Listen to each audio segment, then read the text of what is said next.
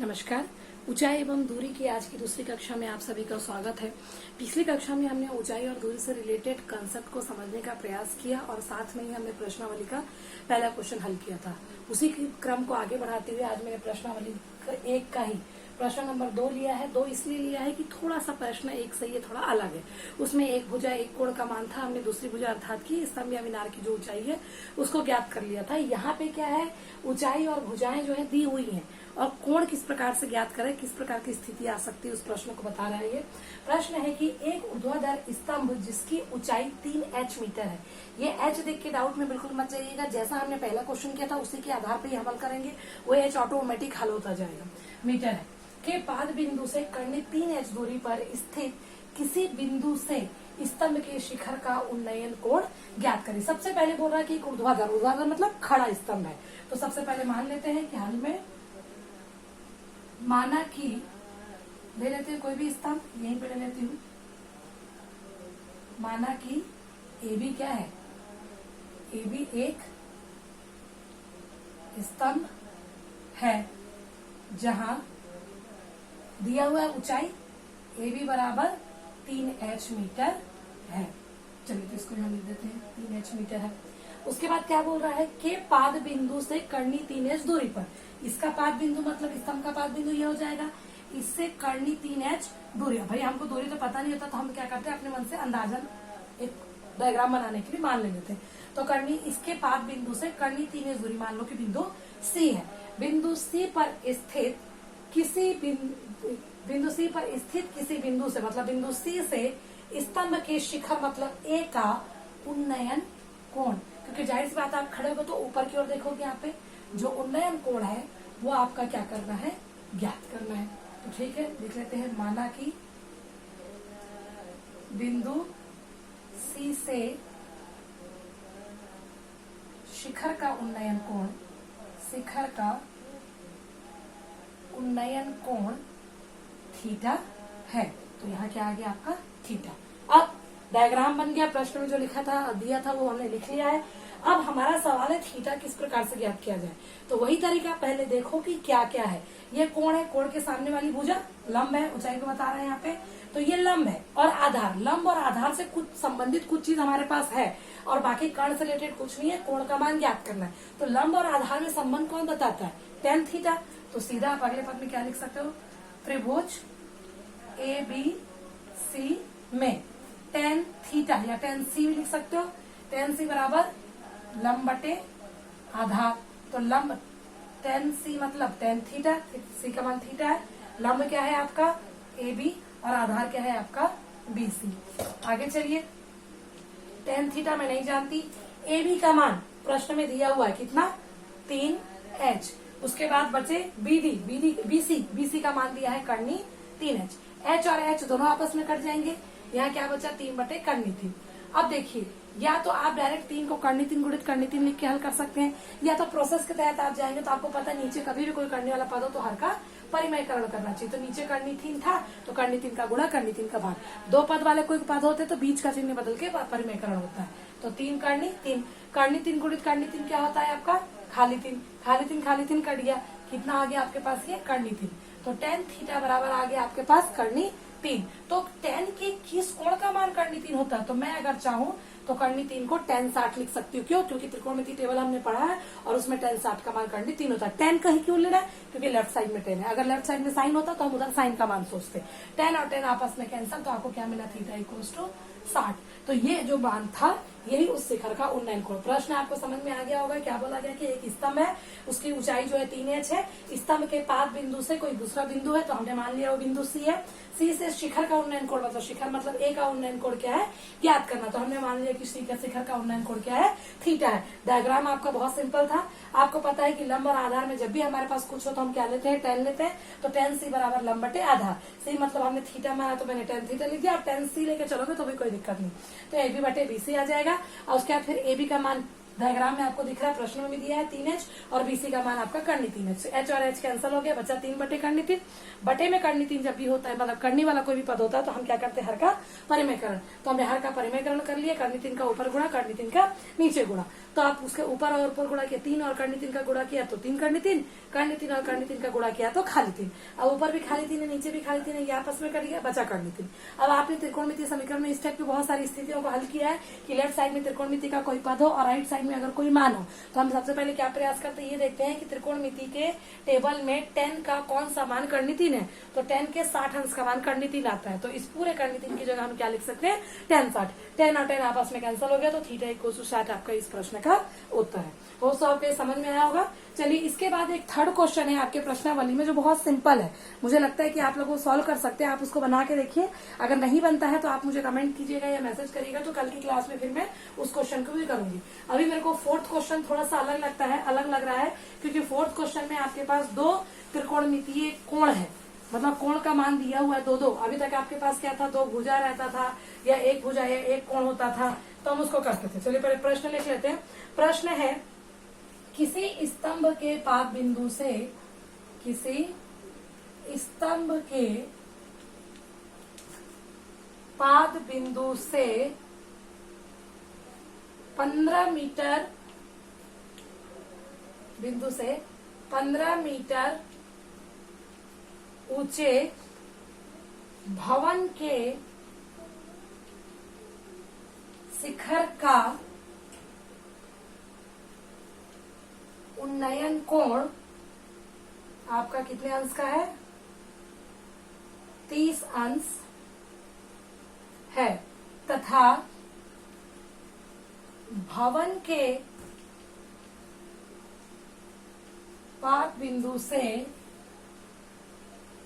स्तंभ के शिखर का उन्नयन कोण, स्तंभ के शिखर का उन्नयन कोण 60 अंश है, तब स्तंभ की ऊंचाई ज्ञात कीजिए। ऊंचाई ज्ञात करना। प्रश्न मिला के देख लीजिएगा। प्रश्नावली 1 का चौथा प्रश्न है। प्रश्न क्या बोलता है, किसी स्तंभ के पाद बिंदु से 15 मीटर ऊंचे भवन, मतलब एक स्तंभ भी है और एक भवन भी है, भवन के शिखर का उन्नयन कोण 30 अंश है, तथा भवन के पाद बिंदु से स्तंभ के शिखर का उन्नयन कोण 60 है, तब स्तंभ की ऊंचाई ज्ञात कीजिए। देखिए एक जगह स्तंभ है, एक जगह भवन है। बोल रहा है कि पहली स्थिति में बोल रहा है कि स्तंभ के मतलब पाद बिंदु से भवन का शिखर का उन्नयन कोण, और दूसरे में बोल रहा है भवन के पाद बिंदु से शिखर का उन्नयन कोण। तो सबसे ज्यादा जरूरी है डायग्राम का करेक्ट बनना। एक और चीज याद रखिएगा, कभी भी अगर कोई चीज यहाँ पे ऑब्जेक्ट है, पहले से कोई व्यक्ति मान लीजिए बिंदु ए पे खड़ा और उसको ये यहाँ पे देख रहा है और इसका मान लीजिए कोण 30 बन रहा है, या आप अपने आप को ही ले लीजिए कि आप यहाँ खड़े होकर इसको सामान को देख रहे हैं। अब एक चीज बताइए, अगर आप आगे पास जाते हैं तब आपको अपनी नजरों को क्या करना पड़ेगा, ज्यादा उठाना पड़ेगा। तो ये चीज आप ध्यान रखें कि जैसे हम आगे बढ़ते हैं तो क्या होता है, दूरी नीचे का आधार का दूरी कम होता है, कोण का मान बढ़ता है, और अगर हम पीछे आए तो कोण का मान क्या होता है, कम। तो ये क्या है, किसी भी प्रश्न में डायग्राम बनाते समय आवश्यकता पड़ सकता है, इस चीज को अपने दिमाग में रखेंगे। चलिए प्रश्न में आते हैं। अब कोई स्तंभ है, कोई भवन है, तो सीधा सबसे पहले हाल में मान लेते हैं, माना कि ए बी एक स्तंभ व सी बी एक भवन है। मतलब एक हम बना देते हैं ए बी और इधर हम लोग कर लेते हैं। अभी हमको नहीं पता कि भवन ऊंचा है कि शिखर वो स्तंभ ऊंचा है, तो आप अपने मन से आगे पीछे करोगे तो भी कोई दिक्कत नहीं, बाद में आपको मान देके पता चल जाएगा। ये मान लीजिए सीढ़ी है, ये है आपका शिखर मतलब स्तंभ का पाद बिंदु। तो प्रश्न में क्या बोल रहा है, स्तंभ के पाद बिंदु से 15 मीटर ऊंचे भवन, मतलब भवन की ऊंचाई आपकी क्या दी हुई प्रश्न में, 15 मीटर ऊंचे भवन के शिखर। तो यहाँ पे कोई व्यक्ति खड़ा है और इसके शिखर से एक उन्नयन कोण बना रहा है, तो आधार बनाना पड़ेगा आपको। ये जो है वो 30 है। दूसरे में क्या बोल रहा है कि भवन के पाद बिंदु, भवन के पाद बिंदु मतलब यहाँ से स्तंभ के शिखर का उन्नयन कोण कितना है, 60 है। तब आपको ज्ञात क्या करना है, इस स्तंभ की ऊंचाई। तो आपने ए बी और सी डी को एक मान लिया है, तथा क्या दिया है, सी डी बराबर 15 दिया है। अब ये देखिए दो कोण है, तो आप ध्यान देखो तो दो त्रिभुज भी, एक आपके पास ये वाला त्रिभुज है जो कि भवन का लंब बनाते हुए बना रहा है, और एक ये वाला त्रिभुज है जो स्तंभ के लिए। तो स्तंभ का ऊंचाई क्या है, तो पहले मान लेते हैं, माना कि स्तंभ की ऊंचाई, क्योंकि बाकी मीटर में दिया है तो इसको भी h मीटर है मान लेते हैं। अब h मीटर है तो ये आपका क्या आ गया h। अब देखिए अगर मैं इस त्रिभुज में आती हूँ तो मेरे पास ये एच है, ना मेरे पास कर्ण है ना मेरे पास आधार है, केवल एक कोण है। तो केवल एक खाली कोण के सहारे तो नहीं निकाला जा सकता, लेकिन मेरे पास एक और त्रिभुज है ये वाला। और अगर मैं इसको देखती हूँ तो एक भुजा है और एक कोण है, और एक भुजा और एक कोण होने पर हम दूसरी भुजा निकाल सकते हैं। क्यों निकालने की जरूरत है? क्योंकि ये जो है बीडी, ये बीडी त्रिभुज ए बी डी का भी आधार है और त्रिभुज सी डी बी का भी आधार है। अगर मैं इसकी सहायता से इसको निकाल लूं तो बाद में मैं इसका इस्तेमाल कर सकती हूँ। किस प्रकार करेंगे देख लीजिए। तो आप पहले समझ गए होंगे कि हम कौन सा त्रिभुज लेंगे। हम लेंगे बी डी सी में, त्रिभुज बी डी सी में क्या लेंगे? लंब है, आधार नहीं पता है तो चलिए एक्स में कोष्टक में लिख देती हूँ, माना पता नहीं था। तो बी डी सी में क्या होगा? tan, कौन सा कोण है? बी है, तो tan बी बराबर लंब बटे आधार। लंब क्या है आपका? सी डी, आधार क्या है आपका? B D. सी डी का मान आपके पास कितना है? 15। बी डी का मान आपने उसको क्या मान लिया है? एक्स। तो इधर tan बी का मान कितना था? कोण कितना है? 30। तो 30 बराबर 15 बटे एक्स। tan 30 का मान क्या होता है? 1 बटे कर्णी 3 बराबर 15 बटे एक्स। मेरे को एक्स का मान चाहिए, अननोन संख्या यही है, तो अगले में किया तो एक्स बराबर कितना आ गया? 15 कर्णी 3। ये मुझे मिला किसका मान? एक्स, मतलब यहाँ का मान मिल गया 15 कर्णी 3। अब मैं इस त्रिभुज में देखूंगी तो मेरे पास एक कोण और एक भुजा उपलब्ध हो गई और मैं इस स्तंभ की ऊंचाई के लिए फिर से काम कर सकती हूँ। चलिए आगे बढ़ते हैं इसमें। अब किस में लेंगे? त्रिभुज ए बी डी में। त्रिभुज ए बी डी में tan थीटा, थीटा क्या है? 60, तो मैं डायरेक्ट लिख लूँ यहाँ पे tan 60। लंब बटे कर्ण, आधार। लंब क्या है आपका? ये वाले त्रिभुज की जब बात करेंगे तो लंब आपका क्या है? A B. ए बी और आधार आपका क्या है? B D. तो tan 60 मतलब क्या होता है? कर्णी 3। ए बी का मान हमने h माना है, यही हमको ज्ञात करना है। बी डी का मान हमने निकाल दिया है, वो कितना है? 15 कर्णी 3। त्रिया गुणा कर देते हैं, h का मान निकालना है तो मैं h को इधर लिख लेती हूँ। तो 15 कर्णी 3 गुणित कर्णी 3 का मतलब क्या है? 15 कर्णी 3 गुणित कर्णी 3 खाली 3, तो 15 तिया 45। तो इसका मतलब क्या है? h का मान कितना आएगा? 45 मीटर। प्रश्न इस प्रकार से था कि एक स्तंभ था, एक भवन था। स्तंभ के पास से भवन के शिखर का उन्नयन कोण 30 और भवन के पास से स्तंभ के शिखर का उन्नयन कोण 60 था। भवन की ऊंचाई 15 मीटर दिया हुआ था, स्तंभ की ऊंचाई ज्ञात करना था। हमने डायग्राम बना लिया। बनाने पे हमको दिख रहा था कि हमारे पास 2 त्रिभुज है, तो पहले हमने उस त्रिभुज को लिया जिसमें कम से कम एक भुजा और एक कोण पता है। तो ये वाला त्रिभुज ऐसा था जिसमें हमको भवन की ऊंचाई पता थी, आधार नहीं था लेकिन एक कोण था, इसलिए मैंने यहाँ पे tan भी लिया। tan भी लेने पे लंब बटे आधार का सूत्र, लंब यहाँ पे सीधी था, आधार आपको पता नहीं था तो आपने x मान लिया था, 15 बटे x आ गया। कोण का मान, क्योंकि उन्नयन कोण का मान 30 दिया था तो ये tan 30 बराबर 15 बटे x। tan 30 का मान 1 बटे कर्णी 3 होता है, 15 बटे x। तो गुणा किया तो मुझे x का मान 15 कर्णी 3 मिल गया, x मतलब बीडी का मान। अब मैं इस त्रिभुज पे जा सकती थी। जाना क्यों जरूरी है? क्योंकि मुझे स्तंभ की ऊंचाई चाहिए थी। इस त्रिभुज में फिर मेरे को चाहिए ये, और इसका मान मेरे पास है, मतलब लंब और आधार दोबारा। लंब और आधार दोबारा है, मतलब tan थीटा बराबर लंब बटे आधार। ए बी का मान ज्ञात करना था जिसे हमने h माना था, बीडी का मान हमने कैलकुलेट करके निकाल लिया था 15 कर्णी 3, और tan 60 का मान कर्णी 3 होता है। त्रिया गुणा जैसे ही किया तो 15 कर्णी 3 गुणित कर्णी 3 हुआ।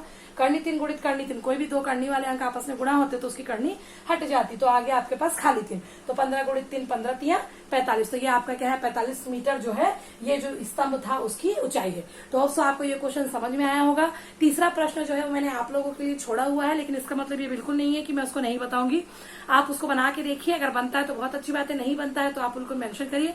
नेक्स्ट क्लास में हम इस प्रश्नावली एक को ही और कंटिन्यू करेंगे।